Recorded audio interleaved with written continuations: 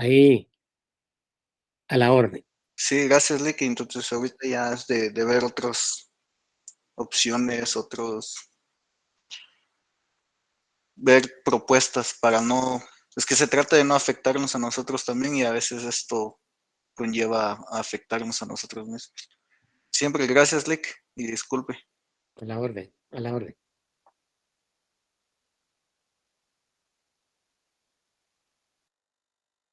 Buenas noches, licenciado.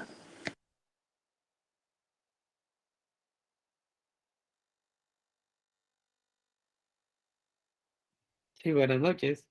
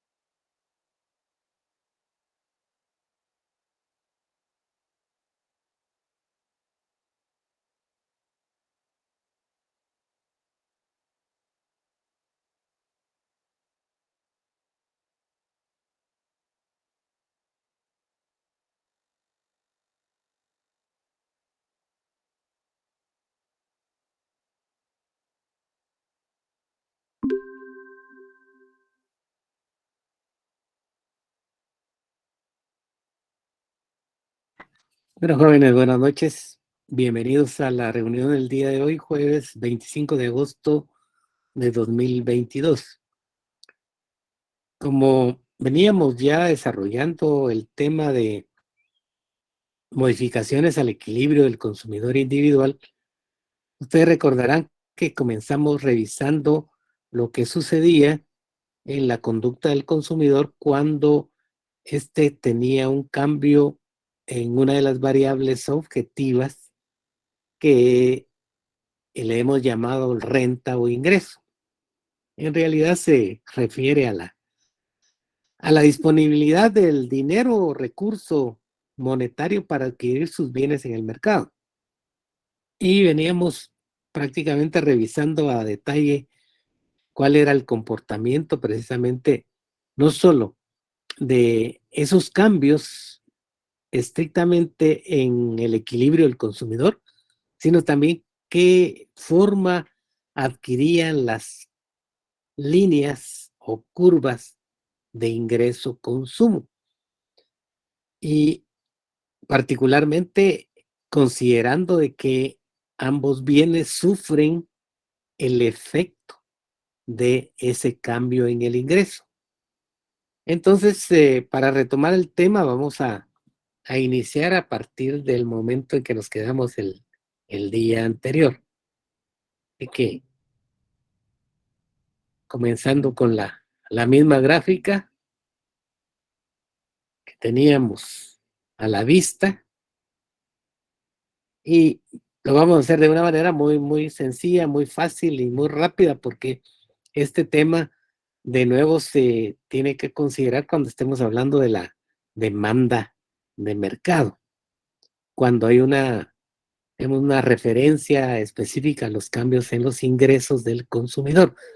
Cuando hablamos de demanda de mercados, nos estamos refiriendo a los cambios en los ingresos de los consumidores. O sea, la diferencia es en el sentido plural.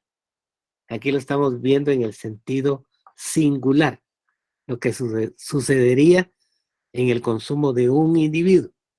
Y cuando hablamos de demanda de mercado, estamos hablando de el conjunto de toda una sociedad o una comunidad que se dedica al consumo de ese bien. Entonces, de esa cuenta vamos a ser un poco más breves en esto, que ya lo habíamos señalado. Acá, pues esas tendencias que observamos siempre son ascendentes, son positivas, lo cual demuestra al final de cuentas que el consumo se incrementa o se reduce atendiendo a las condiciones de el ingreso, si aumenta o disminuye. Entonces, parece ser una cuestión natural, lógica o aceptable que el consumo de un bien aumente cuando aumentan los ingresos o que disminuya cuando disminuyen los ingresos. Entonces, algo que nos parece lógico en la realidad. Lo que sí hay que analizar, por supuesto, es qué pasa cuando algunos de esos bienes no crecen o no aumentan en iguales proporciones a como aumentan el consumo de otros bienes. Entonces, lo que estamos mostrando en estas tres curvas, que le llamamos curva de ingreso-consumo, donde ustedes observan que medimos cantidades de bienes X siempre sobre el eje de las abscisas y cantidades de bienes Y sobre el eje de las ordenadas, que la curva de ingreso-consumo puede crecer como diagonal, ¿ya? Casi perfecta, digámoslo así, o de crecer de igual manera en diagonal casi perfecta, y que a ese tipo de bienes se le consideran normales. ¿Por qué se le consideran normales? Porque el aumento o la disminución en el consumo, pues responden exactamente igual al aumento o disminución en los ingresos. Pero, por ejemplo, si vemos la curva amarilla, vemos una tendencia a un crecimiento mayor de consumo de bienes Y. frente a un consumo menor o muy disminuido si lo medimos o lo visualizamos sobre el eje de las X. En este caso, el bien Y se considera superior, o sea, porque está ejerciendo una mayor demanda frente a un aumento en el ingreso. Entonces, por eso se dice que este es o representa en este caso a un bien superior, mientras que el X, ¿verdad?, que no aumentó en iguales proporciones a como aumentó el Y, pues se considera un bien inferior. El caso contrario se manifiesta en la línea o curva roja, en el cual observamos que hay un incremento mucho mayor de X, porque de este punto pasa a este punto, que diríamos está de arribita de 2 hasta casi 4, mientras que en el eje de las Y, el incremento no pasa a ser casi ni de una unidad.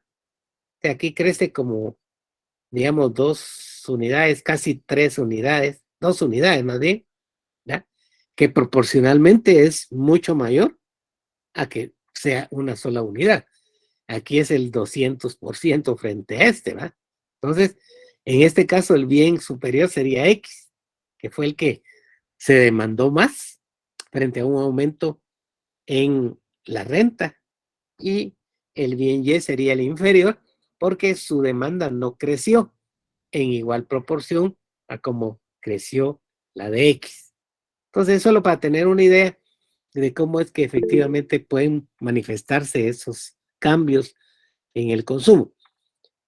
Donde vale más la pena hacer esta, digamos, averiguación de la situación que se da en el consumo de los bienes es cuando lo comparamos directamente con la renta. Ahí está comparado un bien con otro. O sea, cómo compiten al final de cuentas un bien con otro.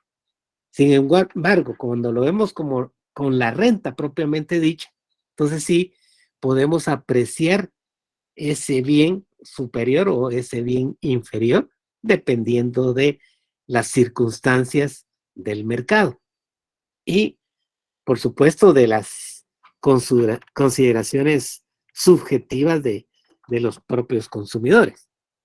Porque ahí sí que cada quien tomará su propia decisión, independientemente que esté actuando de una manera totalmente racional o no necesariamente racional.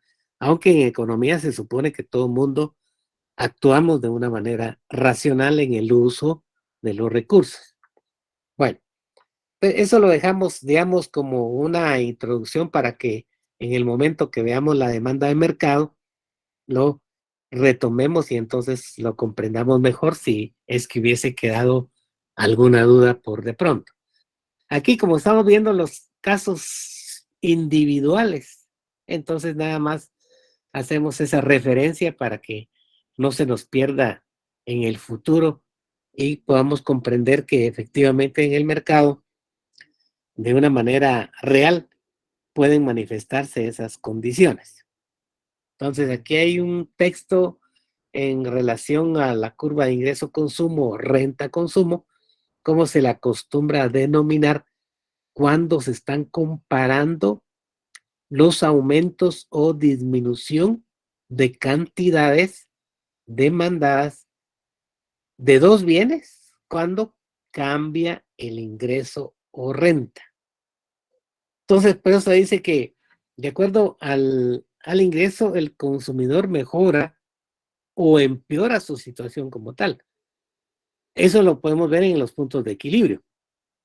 Si el sujeto sube a un nivel de mayor satisfacción, y eso lo vamos a ver o lo hemos visto ya en las curvas de indiferencia, pues decimos que el consumidor está mejorando, ¿eh? Porque ahora puede adquirir más bienes o más cantidad de bienes XY frente a un aumento en la renta o ingreso. Pero si su renta o ingreso disminuye, él tendrá necesariamente que bajar de nivel de satisfacción a una curva diferente pero siempre procurando maximizar la cantidad de bienes XY que puede adquirir con su ingreso en ese momento. Entonces, vamos a verlo cómo se manifiesta cuando comparamos ese ingreso directamente con el consumo de uno de los bienes, que se puede hacer con el bien X, ¿verdad? Esa comparación, pero también se puede hacer con el bien Y.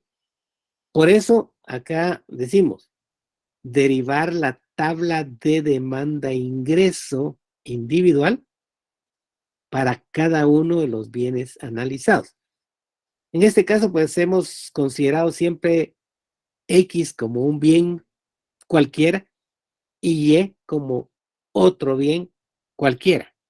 Y hemos dicho, ustedes pueden pensar que si estamos hablando de frutas, uno es manzanas, otro es uvas, o son peras, o son naranjas, o si estamos hablando de cuestiones un poco más valiosas, pues en unos casos estamos hablando de carros, en otros estamos hablando de casas o motos, o si fuera algún alimento de consumo masivo, podrían ser hamburguesas, o podrían ser papas, o podrían ser bebidas. Bueno, no importa cómo se llamen, lo importante es que nosotros tomamos un genérico que nos permite hacer ese análisis, y ese genérico es X para unos casos y Y para otros casos.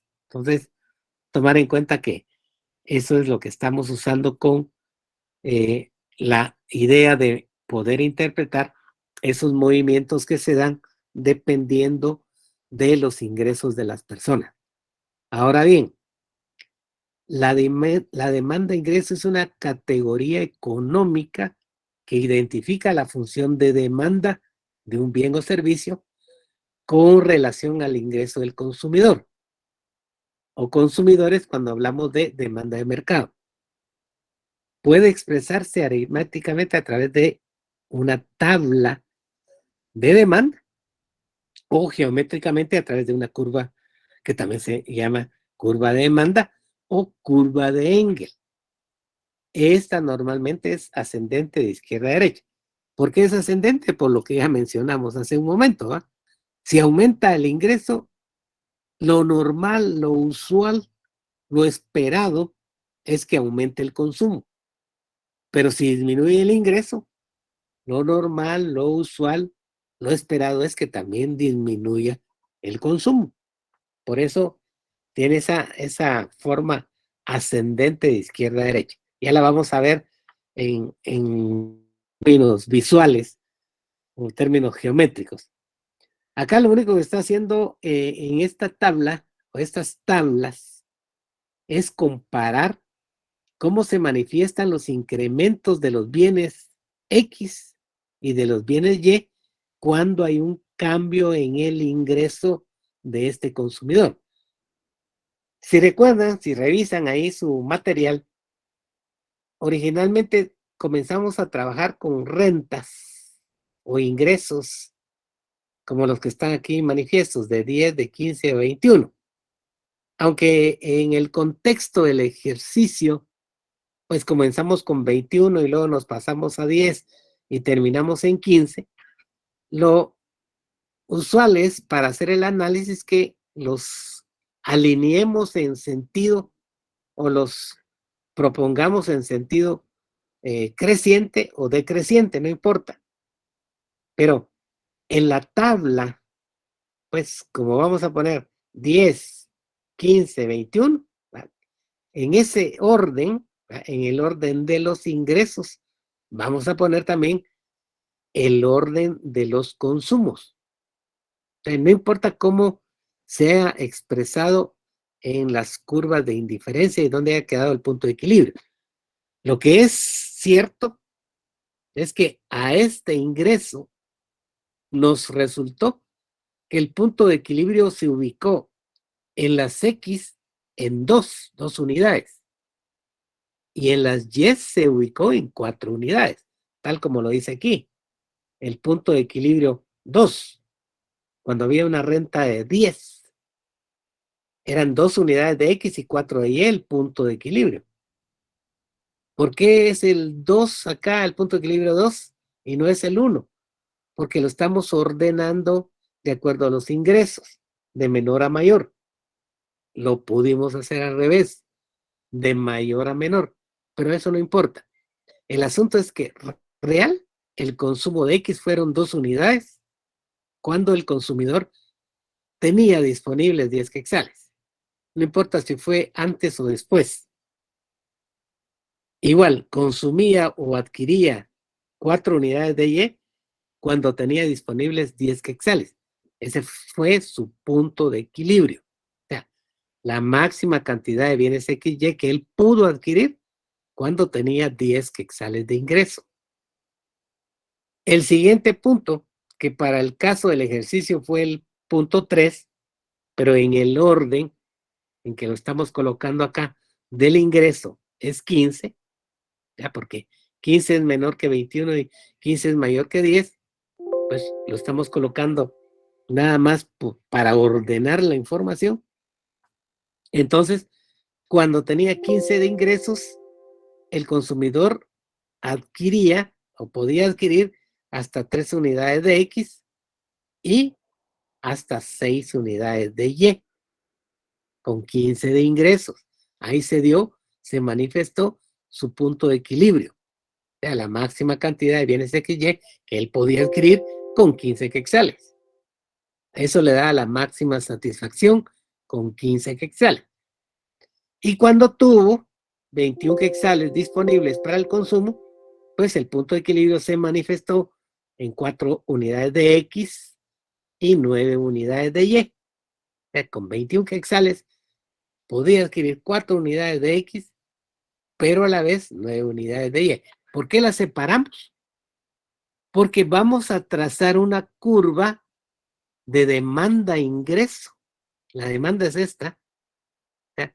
Unidades demandadas de acuerdo a los ingresos disponibles de X.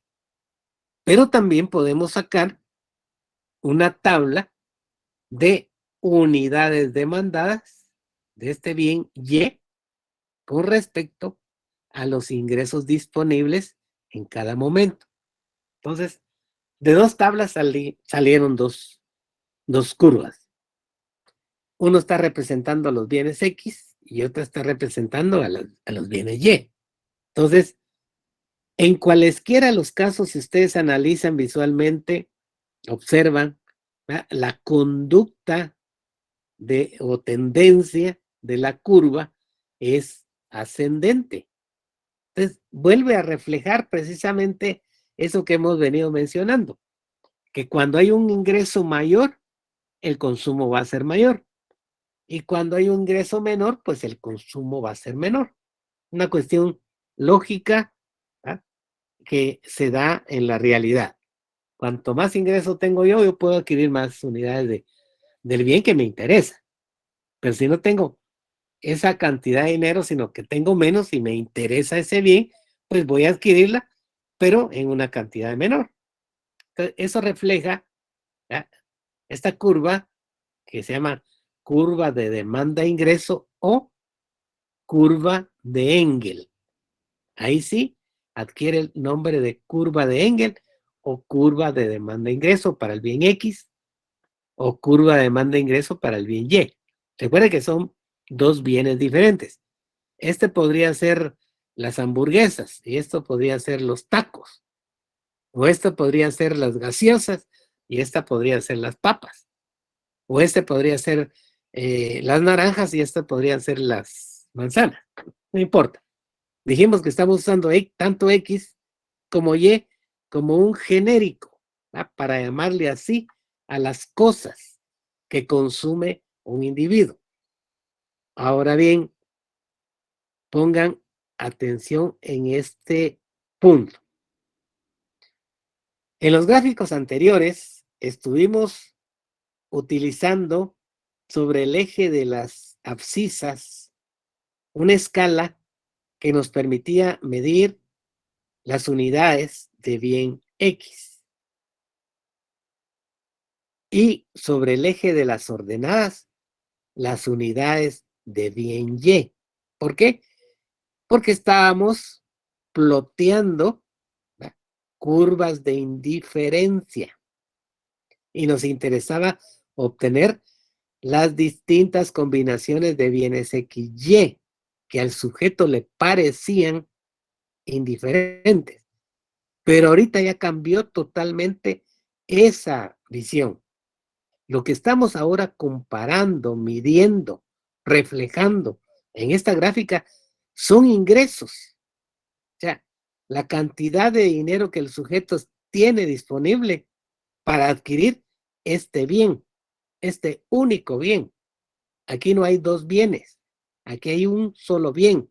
Lo que tenemos como variable sobre el eje de las ordenadas ahora son unidades monetarias, o sea, quetzales, cantidad de dinero disponible para comprar unidades de X, en este caso 2 unidades de X con 10 quetzales, o 3 unidades de X con 15 quetzales, o 4 unidades de X con 20 quetzales.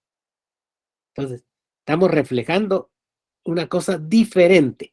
Este ya no es un mapa de indiferencia, simplemente es un gráfico que nos muestra la curva de demanda-ingreso del bien X. Si lo vemos acá, también establecemos eso. Hay una relación de unidades monetarias, no unidades físicas de bien. Unidades monetarias que es dinero, renta o ingreso, quetzales, comparado con adquisición, compra, consumo de bienes Y, ¿ya?, de este bien genérico que le llamamos Y, que pudo o puede ser cualquier otra cosa que no es X, obvio, ¿ya? Ya dijimos que si estas son manzanas, estas pueden ser uva o pueden ser naranjas. O si estos son hamburguesas, estas van a ser tacos o van a ser papas o van a ser gaseosas.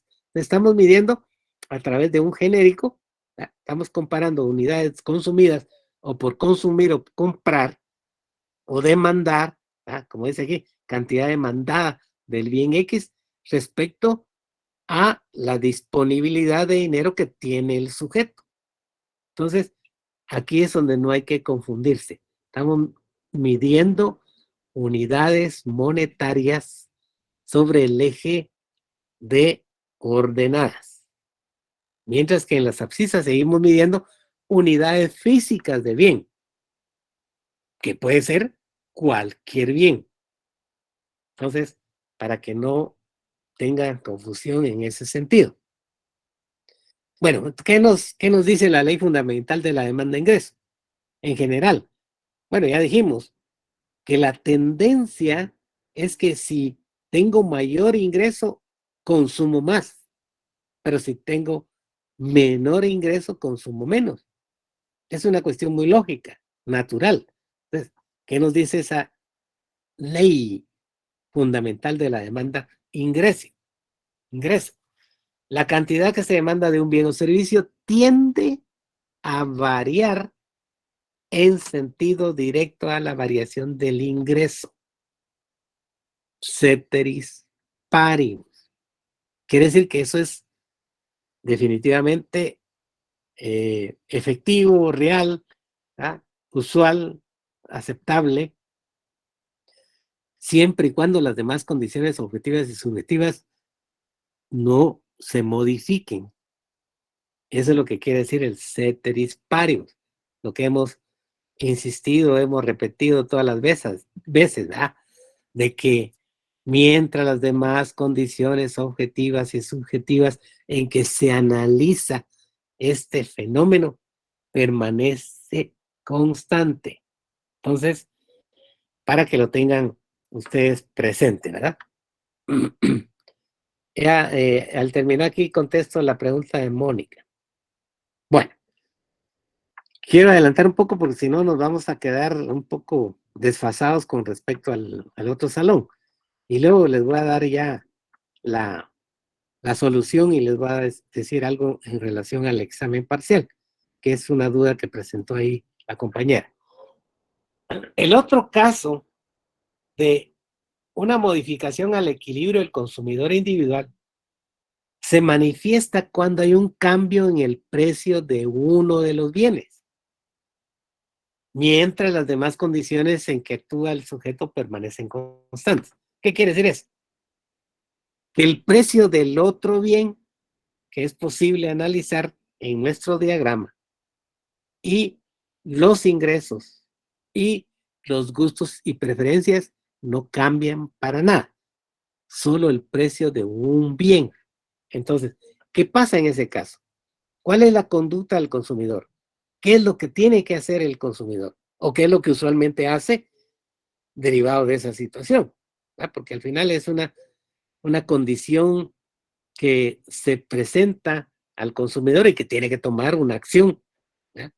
Y por eso analizamos la conducta del consumidor individual, siempre tratando de maximizar la cantidad de bienes XY que adquiere en el mercado, pero por supuesto la intención es maximizar la satisfacción que él puede alcanzar bajo las condiciones objetivas y subjetivas en que actúa. Disculpen que lo tenga que repetir siempre, pero para que no se nos pierda que efectivamente esto es así, sí, solo sí, efectivamente todo lo demás permanece constante. Y todo lo demás puede ser el clima, la población, en este caso los gustos y preferencias, y en este caso también va a ser el ingreso y el precio del otro bien. Entonces, lo único que estamos asumiendo como cambio es el precio de uno de los bienes. Entonces, ¿cómo hacemos para visualizar ese efecto? ¿Cómo lo vamos a tomar? En este caso, pues estamos haciendo un planteamiento con un contexto en el cual el sujeto asume, ¿verdad?, que este es su plan de consumo. ¿Se acuerdan que el plan de consumo usualmente el consumidor lo presenta a través de tablas de indiferencia?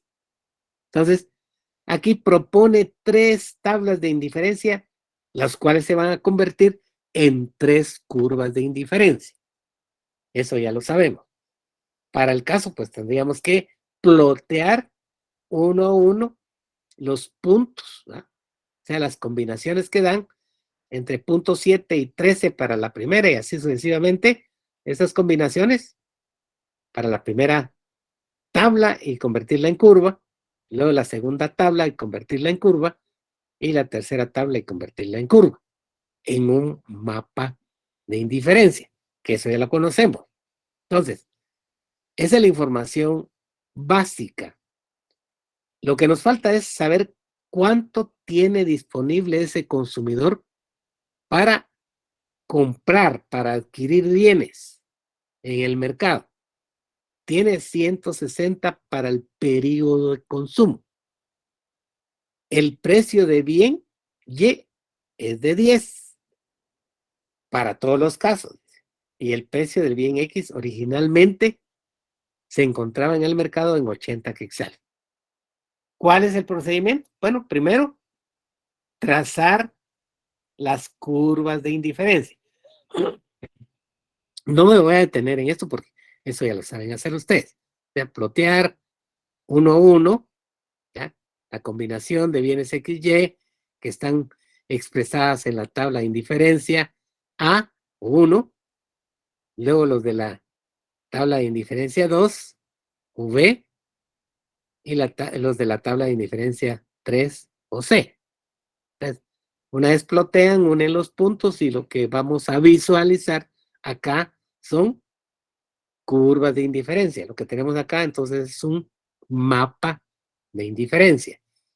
Sobre el eje de las ordenadas estamos midiendo unidades o cantidad de bien Y. Recuerden que ahorita estamos midiendo unidades de bien y unidades de bien X. No estamos midiendo rentas, ni ingresos, ni nada. ¿Ya? son las unidades de bien, porque estas son curvas de indiferencia, no son curvas de otra cosa, sino solo curvas de indiferencia. ¿Qué es lo que tenemos de información? Sabemos que el ingreso es de 160 quetzales, el precio de X es 80 y el precio de Y es 10.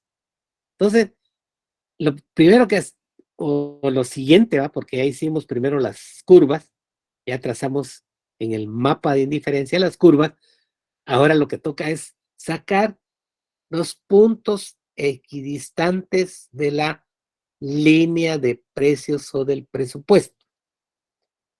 Ya sabemos que para saber dónde están esos puntos equidistantes, tenemos que dividir el ingreso entre el precio de el bien para determinar hasta cuántas unidades de ese bien podemos adquirir en el mercado a los precios de ese momento. El problema nos decía que X costaba 80 quetzales. Entonces, si tenemos 160 quetzales, lógico, vamos a dividirlo y nos va a dar 2 unidades. ¿Ese 2 qué quiere decir? Que el sujeto solo puede comprar 2 unidades de X, pero no le va a quedar absolutamente nada para comprar Y.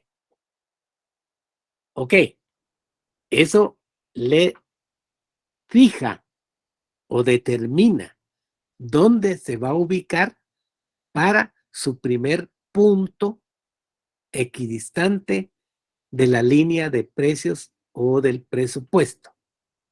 Luego, lo que tiene que hacer es lo contrario. ¿Qué tal si en lugar de comprar bienes X, mejor dedico a esos 160 quetzales a comprar bienes Y? Como bienes Y cuestan 10 quetzales en el mercado, entonces, si dedico todo el dinero, todo lo que tengo disponible a comprar solo unidades de Y, 160 quetzales entre 10, que es el precio de Y, voy a poder adquirir 16 unidades de Y. Pero por supuesto, 0 de X. Esa es la información fundamental o básica para poder trazar una línea de precios o del presupuesto. Entonces, el origen sobre el eje de las abscisas es de acuerdo a esa escala, o de acuerdo a una escala que propongamos cualquiera, 2 unidades y 0 de Y. Y el origen sobre el eje de las ordenadas es 16, Y y 0 de X. Entonces, a partir de ahí obtenemos el primer punto de equilibrio, que está acá. En la línea de precios, su origen, si compramos solo X, son 2, 0 de Y. Pero si compramos Y, podríamos adquirir hasta 16, pero 0 de X.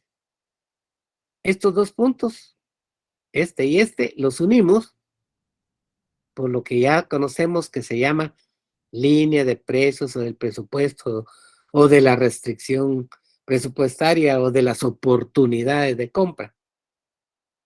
Cuando la trazamos, vemos que toca un punto en la primera curva de indiferencia que hemos trazado. La toca en un punto, insisto. Geométricamente se conoce a esto tangencia. La línea de precios o del presupuesto hace tangencia con una curva de indiferencia, o igual podríamos decir la curva de indiferencia hace tangencia con la línea de precios del presupuesto. Lo fundamental básico aquí es interpretar ese punto donde lo toca. Quiere decir que ese punto lo que está representando es la máxima cantidad de bienes X y Y que puede adquirir bajo las condiciones objetivas y subjetivas en que actúa. O sea, su punto de equilibrio. Él puede adquirir una unidad de X, ¿verdad? Aquí lo tenemos.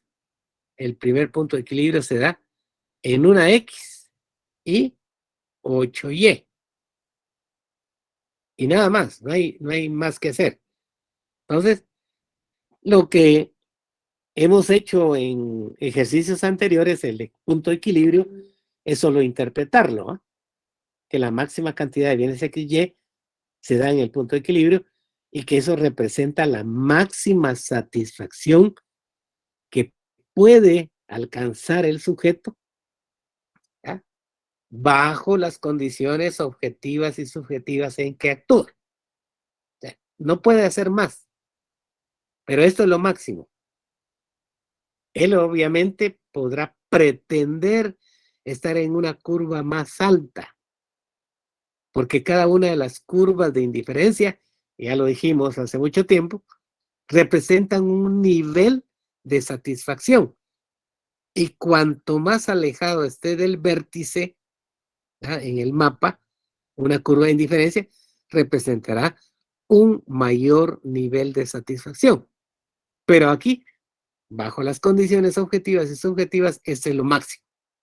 Entonces, es su punto de equilibrio. Comparamos si efectivamente es el total del ingreso lo que se gasta en la compra de estos bienes, una unidad de X y 8 de Y, pues solo sustituimos en la ecuación de balance. Ya sabemos que 80 cuesta la unidad de X, y si consume 8 de Y a 10 quetzales, pues tenemos una igualdad, 80 más 80, 160. Nada más para efectos de verificación o comprobación. Ahora en el texto, y sobre todo el contexto, lo que nos está diciendo aquí es que hay una situación por la cual el individuo tiene que ajustarse a nuevas condiciones que se van a manifestar, pero por un cambio en el precio de X. Aquí está pues el texto que nos dice, bueno, el gobierno ha decidido otorgar una subvención, o sea, un subsidio, para que el sujeto pueda adquirir más unidades de X, ¿verdad? O sea, se va a reducir el precio de X, que está en 80, que es muy alto, y el gobierno va a dar, por cada unidad que adquiera el sujeto, va a retribuir con 50 quetzales. No sé si va a ser directamente al consumidor o al productor, pero lo que se quiere saber es el nuevo precio del bien en el mercado, y ese precio, pues, es el precio de venta, ¿verdad? 30 quetzales, o de compra, 30 quetzales. Entonces, ¿qué es lo que hay que hacer? Obtener una nueva línea de precios o del presupuesto fundamentado o basados en el procedimiento que ya conocemos. Dividiendo la renta entre el precio, nos da la cantidad que podría adquirir total de bienes X a ese precio. Pero ya saben ustedes que siempre y cuando no adquiera nada de Y. A la inversa, si dedica todo su ingreso a comprar Y, pues al precio de Y, comprará 16. Ahí no ha cambiado nada. Lo que ha cambiado es la posibilidad de adquirir más unidades de X a este nuevo precio. ¿Pero para qué nos sirve esa información?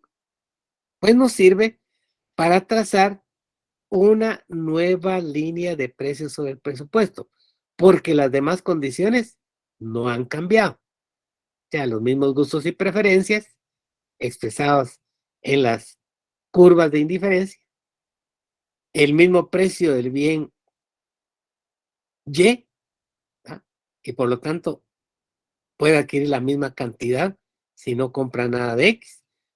Pero si dedica todo el dinero a compra de X, podría adquirir hasta 5.1 de bienes X.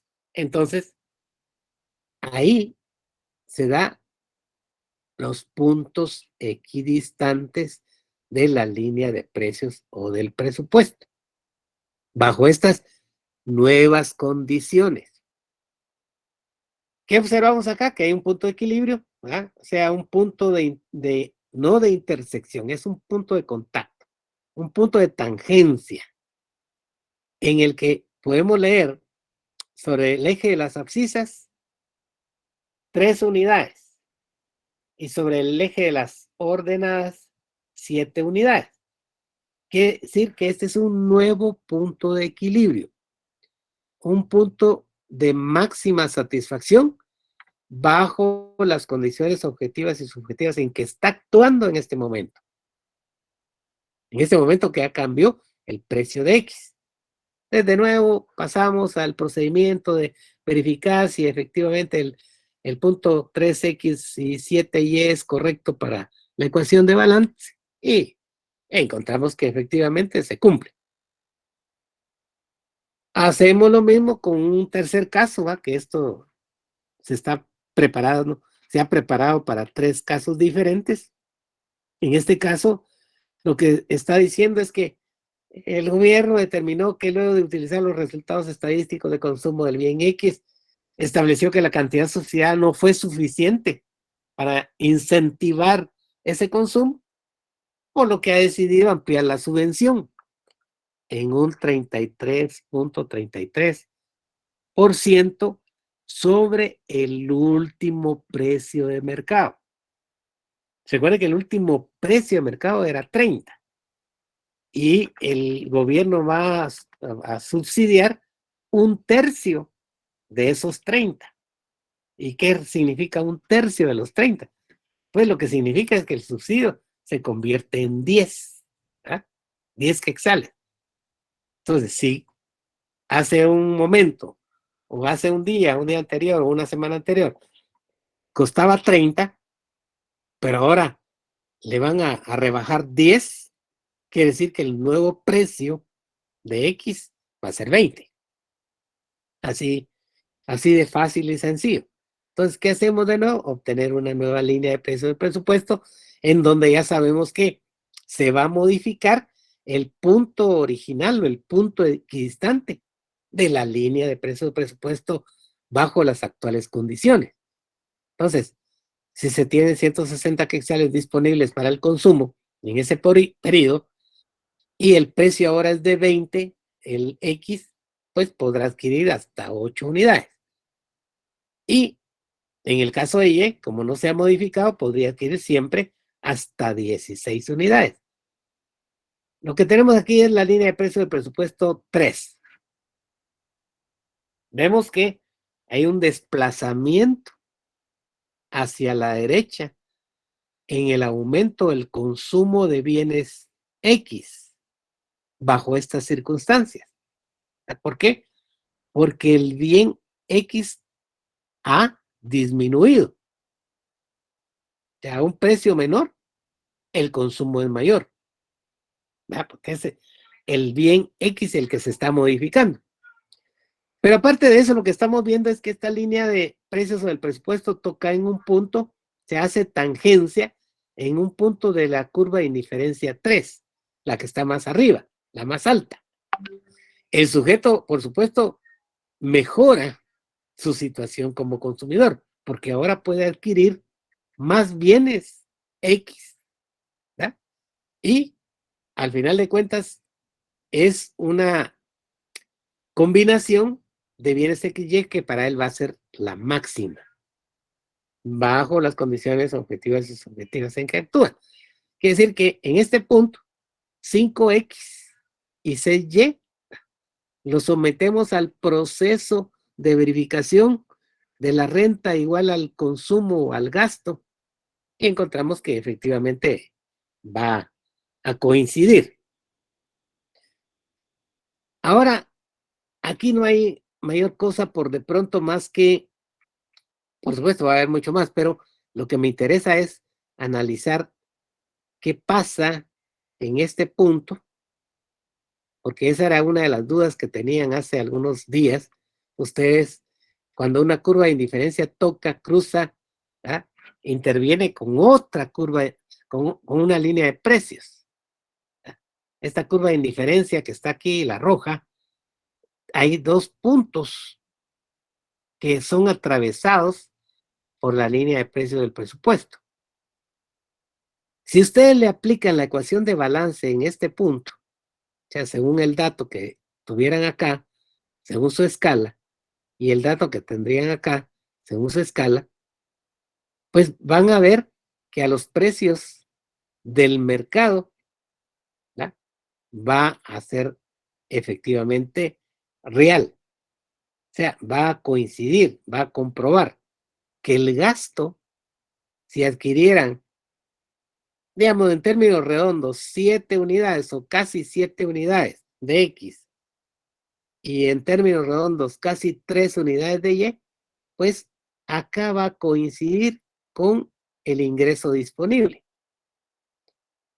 Si hacen el mismo ejercicio aquí en este punto, bajan y encuentran que la cantidad a consumir, según la curva de indiferencia rojo, pues van a ser como 2 unidades y un mínimo, no sé, 2,5 o algo así.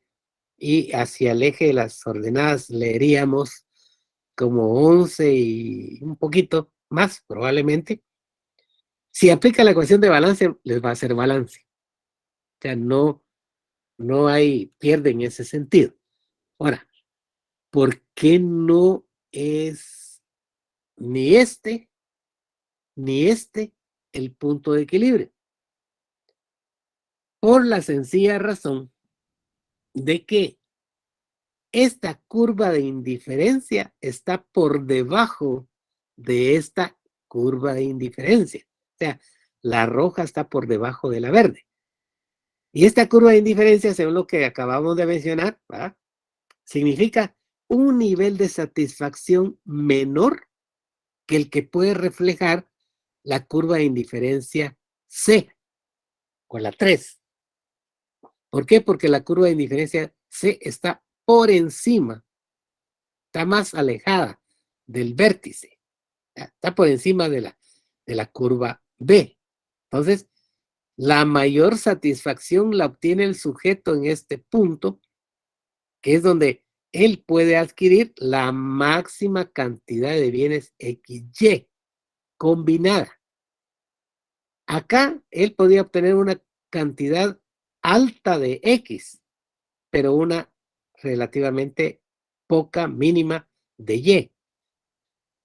En este punto, el sujeto podría adquirir una cantidad alta de Y, pero relativamente una cantidad mínima o poca de X. Entonces, como lo que se busca es que el consumidor maximice la cantidad de bienes X y Y. O sea, es una combinación ad hoc, adecuada, apropiada, aceptable de ambos bienes. Solo la va a obtener acá, donde la curva de indiferencia hace tangencia con la línea de precios del presupuesto. Aquí la línea es secante, como acá también es secante. Geométricamente así se le dice. Pero lo que se busca es que sea tangente. Y aquí se da la tangencia. Entonces, solo en este y este punto va a ser el equilibrio, porque, por supuesto, lo que más pesa es en el análisis es que representa la máxima satisfacción a la cual él puede acceder bajo las condiciones objetivas y subjetivas en que actúa.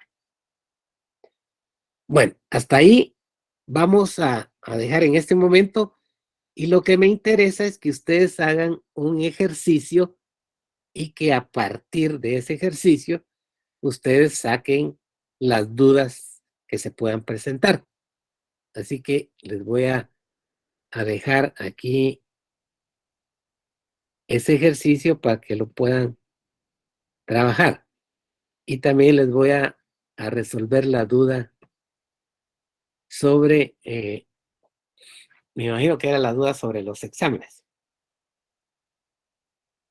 Para mientras les voy a dar creo que 10 minutos sería suficiente para que resuelvan la problemática. Buenas noches, licenciado. Disculpe, tengo una duda. Sí, don Oscar. Licenciado, disculpe, ¿existe algún supuesto en donde pueda disminuir la renta y aumentar o mantenerse la demanda?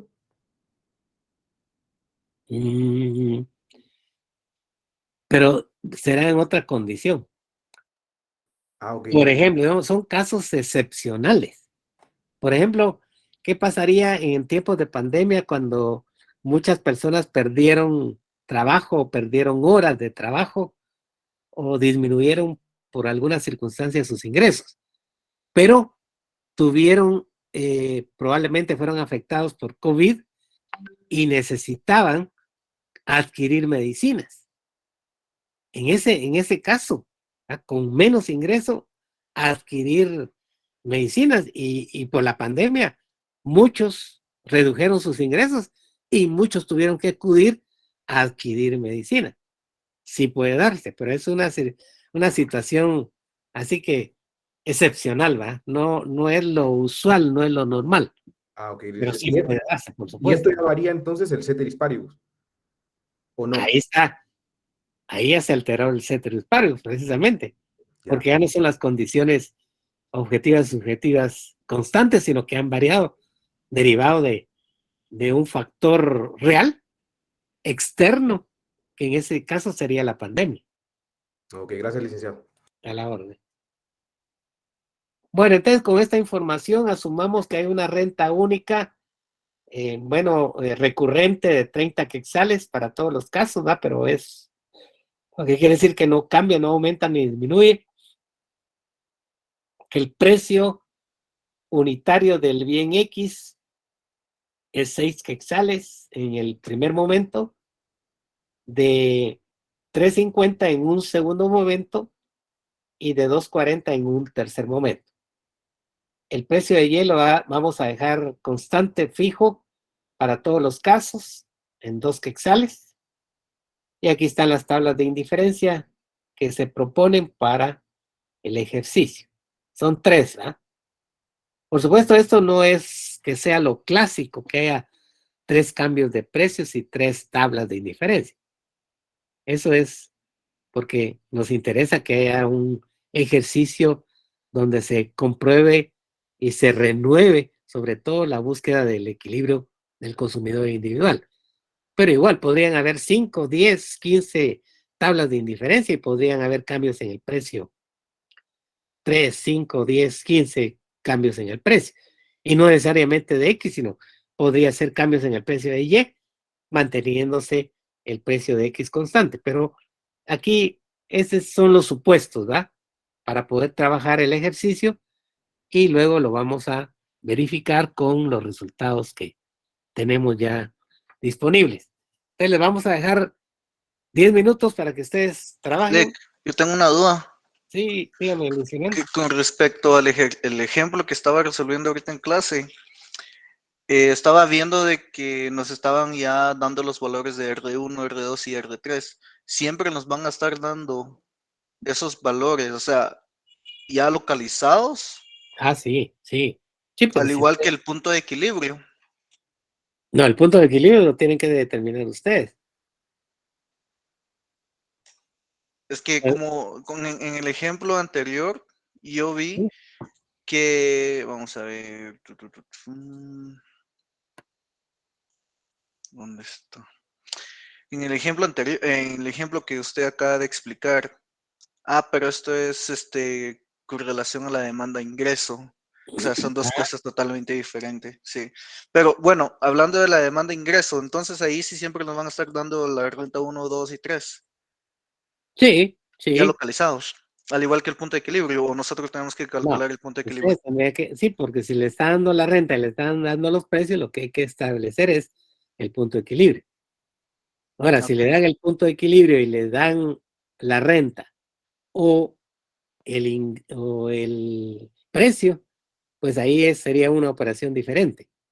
O sea, tendría que ser algo diferente, pero lo usual es que tenga la renta o los cambios en la renta y ustedes determinan el punto de equilibrio considerando los precios que también se les da del mercado, tanto para ambos bienes. Y usted va a dar otro ejemplo más adelante con relación a eso de la tabla de demanda-ingreso individual. Demanda e ingreso. Ujú. Eh, sí, yo creo que, sí, Sí, por sí, supuesto, sí. porque con un ejemplo sí me quedé así como que algo confuso con la información los datos que nos dan, mejor dicho. Y segundo, con relación a la gráfica de demanda-ingreso, en ese caso es totalmente diferente al mapa de indiferencia o curvas de indiferencia, porque estaba viendo que las curvas de indiferencia se grafica de una manera totalmente diferente, que es con boca hacia abajo, y la curva de demanda de ingreso es convexa, ¿o me equivoco? No, las curvas de indiferencia son convexas al origen. Son convexas, es al revés entonces. Sí. Y las otras, pues lo usual es de que sean, ahí sí no puede ser cóncavas o pueden ser, pero lo usual es de que sean ascendentes. Ascendentes. Ascendentes porque recuerden que está respondiendo a aumentos o disminución de ingresos. Ujú. Entonces, si aumenta el ingreso, lo usual es que aumente también la cantidad demandada de ambos bienes. ¿Verdad? Es la tendencia. Y si disminuye el ingreso, la tendencia será disminuir la compra pues de los bienes porque no puede comprar más con menos ingresos, excepto lo que mencionó el compañero hace un momento. ¿Podría haber una excepción a la regla? Sí, es obvio que puede haber una excepción, pero en ese caso cambiaron las condiciones totalmente. O sea, se vino la pandemia, los trabajos se redujeron, muchos perdieron trabajo u horas de trabajo o disminución en su ingreso y tuvieron que ver de dónde sacaban para comprar medicina, que no estaba contemplado en su presupuesto. Entonces son casos excepcionales. Ahí sí no se mantuvieron constantes las condiciones. Las condiciones cambiaron y al cambiar las condiciones es obvio que cambia también la conducta del consumidor, siempre tratando de maximizar su satisfacción bajo esas nuevas condiciones objetivas y subjetivas en que actúa. No sé si De eso ya acuerdo. aclara Sí, gracias. a la orden. Bueno, vamos a dar los minutos que habíamos hablado para que ustedes resuelvan ese ejercicio.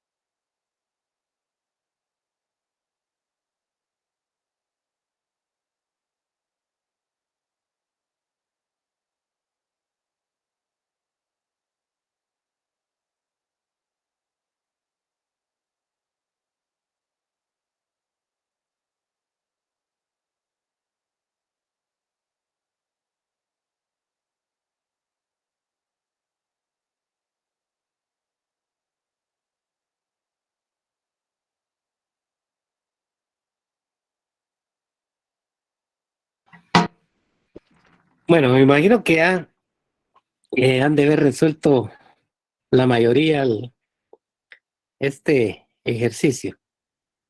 Antes que yo les dé la respuesta, solo voy a hablar de la programación del examen parcial, que había ahí una duda o más de una duda que han presentado.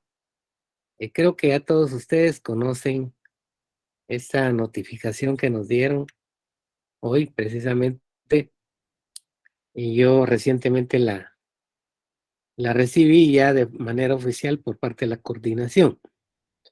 Entonces acá, como ustedes ven, nuestro examen va a ser el 5, que es un día que no nos corresponde clase usualmente, pero que ya por la experiencia de semestres anteriores sabemos que aunque no sea día de clases de nuestro salón, pues ese día definitivamente se va a desarrollar el examen. Entonces, algunos presentaban la duda del horario de 8 de la mañana a 20:30 horas. Precisamente confirmaron de parte de las autoridades que la plataforma va a estar abierta porque es un horario asincrónico, quiere decir que no es sincronizado para todos, sino cada quien en su momento que sea posible ingresará a resolver su prueba, pero una vez ingrese tiene 120 minutos, o sea, 2 horas para poderlo resolver. Solo se acepta, según lo que me indicaron, un intento. O sea que cuando ustedes ingresen, ya tienen que estar conscientes, seguros de que una vez iniciaron su prueba, tendrán que concluirla dentro de la plataforma y dentro del periodo asignado. Si ingresan a las 8, pues terminarán a las 10, y comienzan a las 9, estará a las 11. Aquellos que ingresen, pues que no puedan ingresar durante el día, pueden ingresar hasta las 20:30 horas, o sea, hasta las 8:30 de la noche, y saldrán a las 10:30 de la noche. Lo importante acá es, pues, no esperar a las 20:30 porque de repente podría haber un problema. Mejor si entran a las 20:25, 20:15, o cuando ustedes ya estén disponibles, pero no esperar el último minuto, ¿ya? Para evitar que pueda suceder alguna situación que los deje fuera. Entonces, esa es la información que tenemos respecto a nuestro primer examen parcial. El día 1, que es jueves de la próxima semana, igual está abierta para matemáticas. Eso lo que quiere decir que es día 1, que es día jueves, que nos correspondería por el día tener clase, pues ese día no tendremos clase. Quiere decir que desde hoy hasta el martes tendríamos clase, y luego de ese martes hasta el siguiente martes. Nada más para efectos de información general. Si alguien tiene alguna duda, por supuesto tratamos de resolverla. Para el primer examen siempre entra el mismo contenido, licenciado. El contenido que ya teníamos prefijado, que es hasta el punto de equilibrio del consumidor. O sea, las modificaciones al equilibrio no entran. Aunque, por supuesto, les va a servir con esta práctica, es para reafirmar cómo obtener el punto de equilibrio.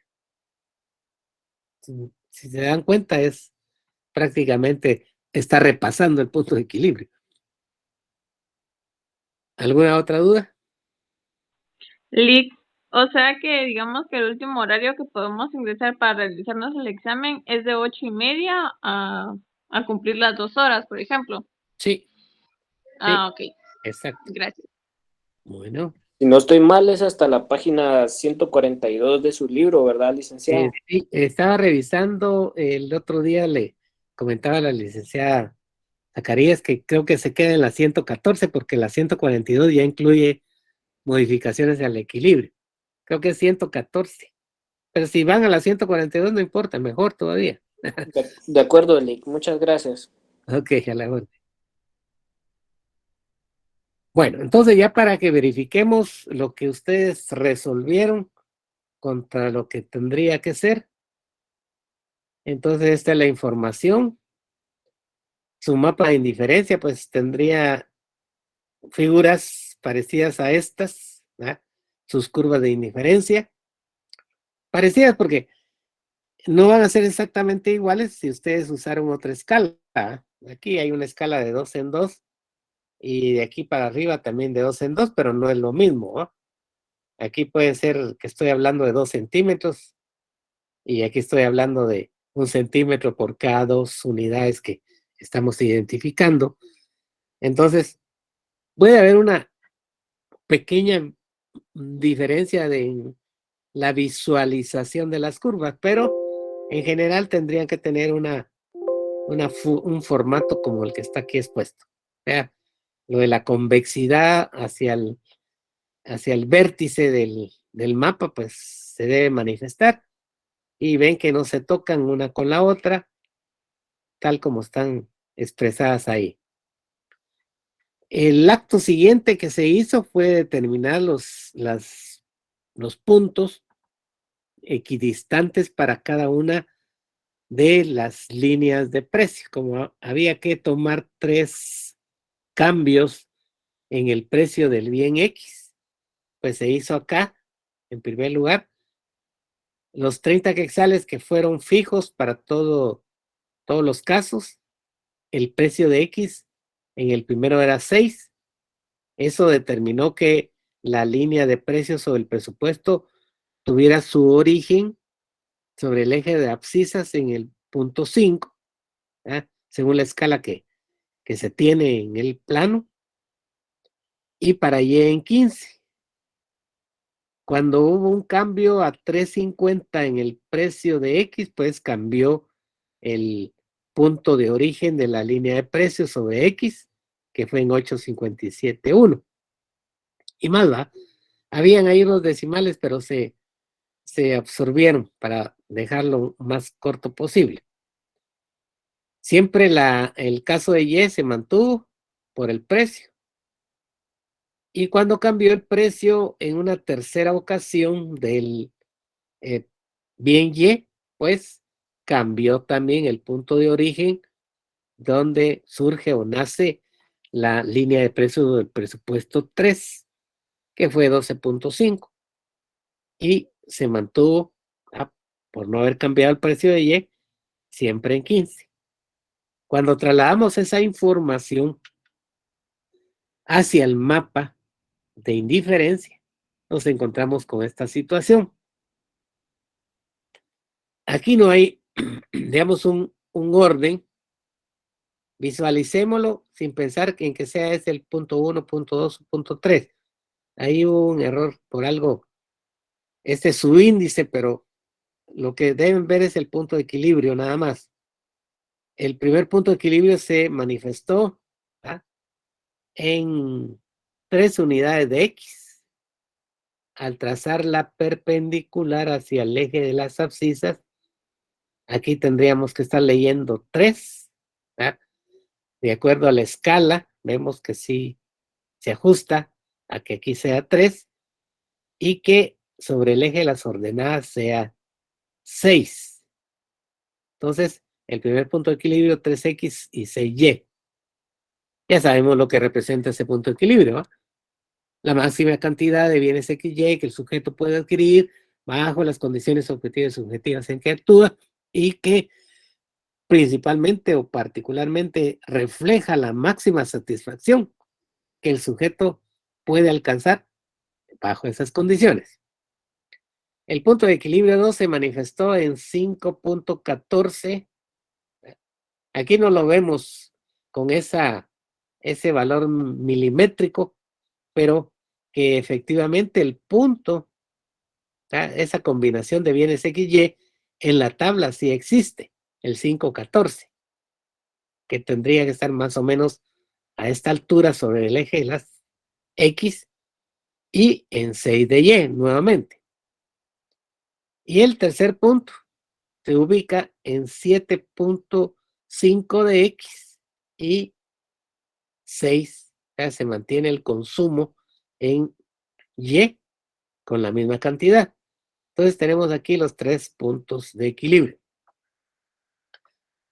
El caso siguiente va para verificar si efectivamente esa situación es correcta, pues lo recomendable es hacer la ecuación de balance y encontramos que en el caso de el primer punto, 3 unidades de X compradas a 6 quetzales nos da pues un gasto de 18 y 6 unidades de Y compradas a 2 quetzales pues nos da un gasto de 12. Si sumamos 18 más 12, pues vemos que el 30, que es el gasto, representa exactamente el ingreso o cantidad disponible para el consumo en ese periodo, que era 30. En el siguiente punto de equilibrio, 5.14, aquí falta el punto 14, pero este es el real, 5.14 a un precio de 3.5 cada unidad, pues coincide con tener un gasto de 18 quetzales. Y 6 unidades de Y compradas a 2 quetzales, pues nos da 12 y de igual manera se cumple con el dato de hacer balance del ingreso con el gasto. Y el último punto, el punto de equilibrio 3, en el cual nos resulta que se pueden adquirir 7 unidades y media de X a un precio de 2.40, pues cuando multiplicamos esas unidades por su precio, tenemos un gasto de 18 siempre.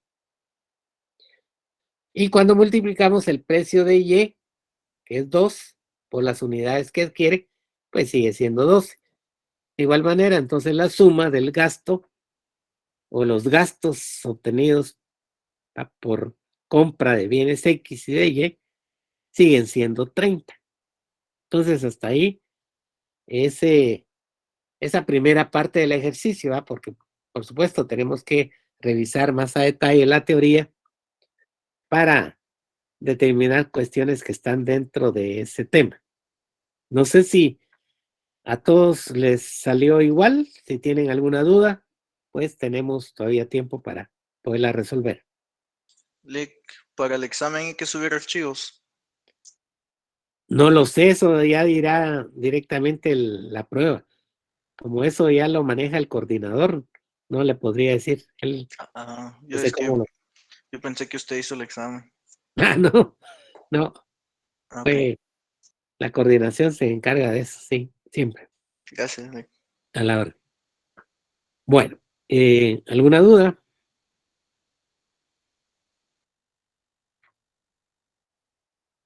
No hay dudas. Licenciado, disculpe, ¿vamos a ver más ejercicios como este?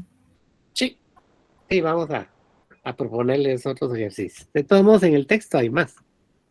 Ahí tienen cantidad y cantidad. Sí, Lick, muchas gracias. Bueno, entonces nos seguimos platicando el día martes. Que tengan feliz fin de semana, que sigan estudiando para estar preparados, no solo para el examen, sino para la vida. Que pasen feliz noche. Gracias, licenciado. Buenas noches. Gracias, Buenas noches, Lick. Feliz Feliz noche. noche. Noches. O sea,